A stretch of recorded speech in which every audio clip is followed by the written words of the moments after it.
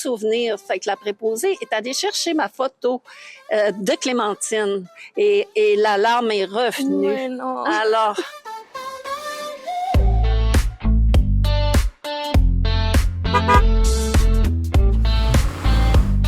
Bonjour, je suis Lise Boivin. Je suis intervenante en zoothérapie depuis janvier 2024. Je suis native du Saguenay-Lac-Saint-Jean, dans la région de la Montérégie depuis 16 années.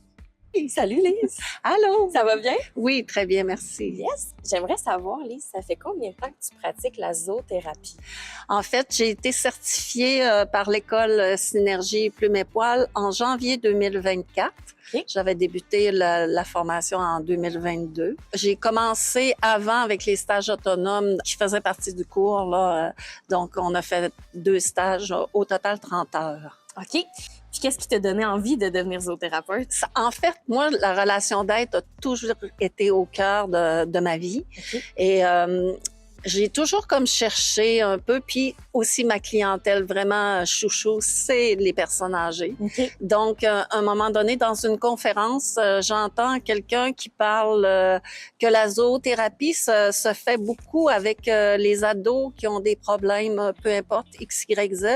Et là, ça a fait un déclic dans ma tête. J'ai dit, la zoothérapie, ben, j'adore les animaux, je vais joindre ça à ma clientèle cible, les personnes âgées. Et de là est partie mes recherches pour trouver une école de formation qui est reconnue par la CZQ, parce que pour moi, c'est important, c'est professionnel. Tu sais. Puis, tu dis que tu aimes les animaux depuis toujours. Est-ce que tu peux nous parler un peu de tes apis avec qui tu travailles? Oui, alors j'ai Gertrude qui a un Westie, un West Island. Elle a 11 ans. Elle a 11 ans? Oui, elle est dynamique, hein? Mais oui, j'aurais pas donné son âge. Non, c'est ça. Elle a 11 ans. Elle est très, très relationnelle. Elle est engagée parce que c'est avec elle qu'on a fait les stages autonomes. Donc, c'était le matin et l'après-midi. Une petite qualité que je trouve, un petit défaut, mais que je trouve qualité, c'est elle est têtue. Les chiens terriers, c'est des têtus. J'ai Clémentine, qui est une conure soleil, un oiseau. Elle est de la catégorie des petits perroquets. Ben, je l'ai pratiquée là, pour faire de la zoothérapie. Donc, comme on peut voir, là, elle chante, elle danse, c'est-à-dire elle danse à la musique. Elle donne des bisous. Elle est très, très relationnelle avec l'humain. Elle écoute beaucoup quand quelqu'un lui parle.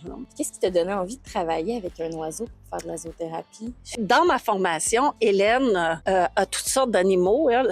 Des mini-chevaux, des chiens, des oiseaux, des perroquets, mais des plus gros. Et puis, je trouvais l'interaction avec l'humain très, très spéciale. Et puis, elle-même disait que si elle avait un choix à faire, elle travaillerait seulement avec ces oiseaux. Elle est capable d'aller capter de l'information plus, là, tout de suite. Alors, il m'est venu cette idée-là, mais pour voyager plus petit, j'ai choisi un oiseau plus petit. Ouais, c'est ça. Puis, quel genre d'intervention tu vas faire avec Clémentine versus avec Gertrude?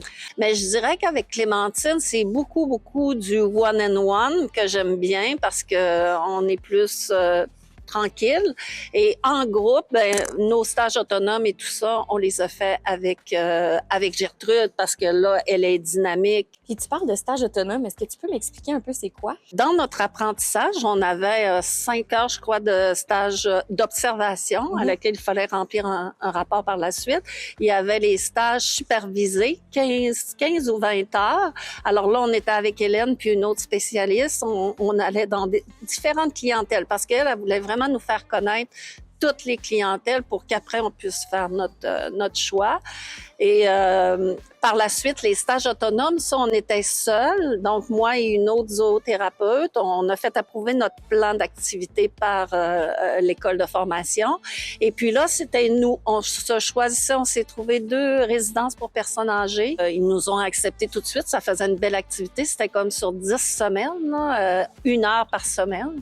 Fait que là, ce n'était que des activités de groupe. OK? Alors, 3 activités pour 1 heure. On montait selon le plan, selon les personnes que nous avions devant nous, là. Puis est-ce que c'était ici, ton stage? Non, Non? non, c'était dans une résidence privée à Saint-Hyacinthe et puis dans une autre à Saint-Basile-le-Grand. Parfait. Parce qu'ici, aujourd'hui, on est où? Est-ce que tu peux nous en parler Oui. un peu de l'endroit?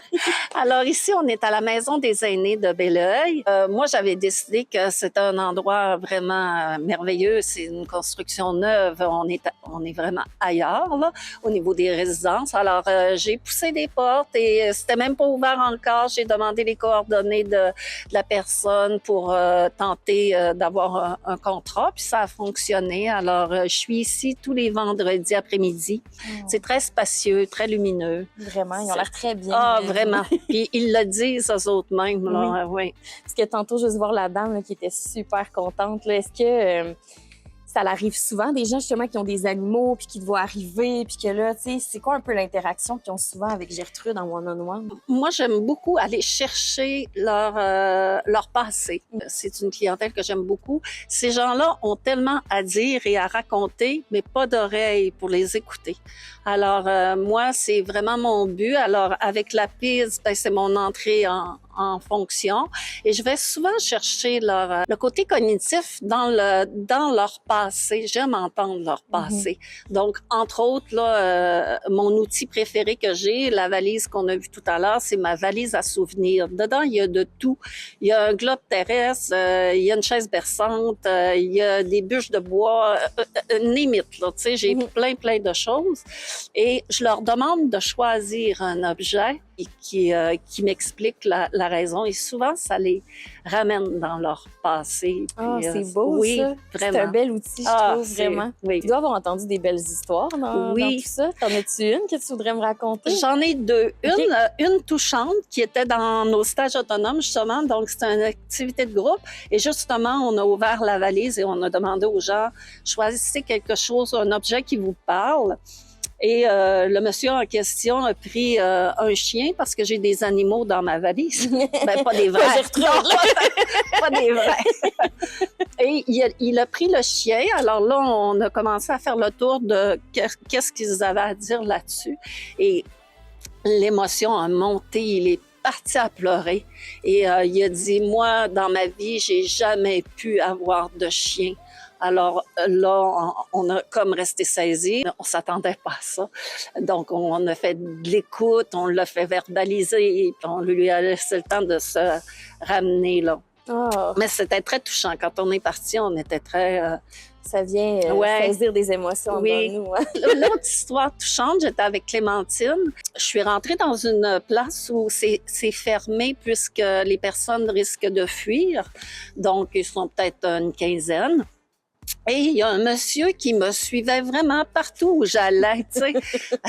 Je surveillais toujours mon apis parce que, tu sais, faut protéger nos apis, puis je savais pas trop. Et tout d'un coup, il y a une préposée qui dit « Mais oui, mais cet oiseau-là, il vole jamais, il reste toujours sur ton épaule. » Et il est parti sur le monsieur. Et là, le monsieur est devenu tout émotif et la larme lui a coulé. J'ai pas réussi à communiquer verbalement parce qu'il y avait des pertes cognitives, mais assurément qu'il y avait un effet bénéfique là, d'un souvenir pour lui. Alors, j'ai eu l'idée de sortir mon Polaroid. Ça, c'est un autre outil merveilleux pour moi. Ça fait des miracles. Alors, j'ai pris une photo du monsieur et de Clémentine. Et j'ai écrit le nom de Clémentine, bien entendu. Et quelques jours plus tard, le récréologue m'a dit « Ah, mon Dieu, tu as vécu une superbe expérience, semble-t-il. Les préposés m'en ont parlé. » Et puis, quelques jours après ou une semaine après, ils ont reparlé au bénéficiaire pour lui dire « Te souviens-tu? » Et il n'avait pas de souvenir. Fait que la préposée est allée chercher ma photo de Clémentine. Et la larme est revenue. Ouais, non. Alors... Vraiment, quand on parle de pistes de réinvestissement, c'est wow, c'est merveilleux. Oh. Et ce monsieur-là, des fois, a des flashs un peu réalistes. Oui. Et une fois aussi, il m'a regardé dans les yeux puis il m'a dit merci beaucoup de venir nous voir. T'es vraiment gentil. Oh. Alors, on voit encore là que le besoin est là. Vraiment. Puis, tu parles des bénéficiaires qui sont là aussi. J'imagine qu'eux, ils ont des interactions avec tes apis. Est-ce que tu vois une différence peut-être dans leur travail de venir? Ah oui, les préposés, c'est fou, là. Des fois, j'ai de la misère à faire mon travail uniquement avec les bénéficiaires. Là, j'ai beaucoup d'interactions. On a pu le voir un peu ce matin avec l'oiseau autant qu'avec Gertrude. C'est attirant. Puis c'est vrai, j'ai une réflexion que j'ai eue ce matin. Une préposée qui est venue flatter Gertrude puis lui parler. Puis elle a dit, « Oh mon Dieu, elle dit, tu devrais venir à tous les jours peut-être juste 5 minutes pour qu'on décompresse quand on a un début de journée qui est pas super le fun. Elle dit juste de voir un animal, ça nous apaise. » J'imagine que c'est une des raisons pourquoi tu es zoothérapeute, mais est-ce que tu peux me dire pourquoi tu as eu envie de faire ce métier-là? Qu'est-ce qui te drive au quotidien, les moments comme ça? C'est quoi qui vient te remplir, là? Ben, en fait, il y a l'amour des animaux, ça, depuis longue date, parce qu'avec mon conjoint, on avait une petite fermette, on avait un âne, des chèvres. On a toujours pataugé avec des animaux. Pour nous, ça nous parle beaucoup. Mais qu'est-ce que ça m'apporte aujourd'hui? Ben, c'est le jumelage des deux. Comme je te dis, j'ai toujours eu la relation d'aide en dedans de moi. J'ai suivi beaucoup de formations sur le deuil. J'ai fait du bénévolat auprès d'un organisme pour des personnes endeuillées. J'ai suivi des formations en soins spirituels et fin de vie. Fait que, tu sais, tout ça, j'ai déjà fait du bénévolat d'une maison en soins palliatifs. Fait que ça rejoint tout ça, ça rejoint la clientèle que j'aime, la clientèle de personnes âgées. Puis avec les animaux, mais c'est juste wow. Ben oui, hein, clairement. Puis est-ce que tu pourrais me dire, si moi, là, demain matin, là, j'aurais envie d'être zoothérapeute, là, c'est quoi que tu me donnerais comme conseil? Ben, en fait, d'abord, se poser la question parce que il y a des gens, j'ai en tête une personne à la formation qui a abandonné finalement. Elle s'est rendue compte qu'elle aimerait juste faire du dressage de chiens. Alors, elle, ça faisait pas un tout, là, la formation en zoothérapie. Donc, c'est vraiment de reconnaître notre énergie et nos besoins, notre dynamique. Et puis, il faut vraiment que tu sois près des personnes. La relation d'aide est au cœur, puis l'animal entre en plus. Ouais, ça fait... c'est ça. Souvent, on pense zoothérapie, on pense on va travailler juste avec l'animal, mais tu travailles beaucoup plus avec l'humain qu'avec l'animal. Les deux, dans le fond. Là, un et l'autre est le levier. Et c'est important, ça, je tiens à le préciser, parce que lorsque j'ai décidé de suivre ma formation en zoothérapie, pour moi, il était important d'être reconnue pour...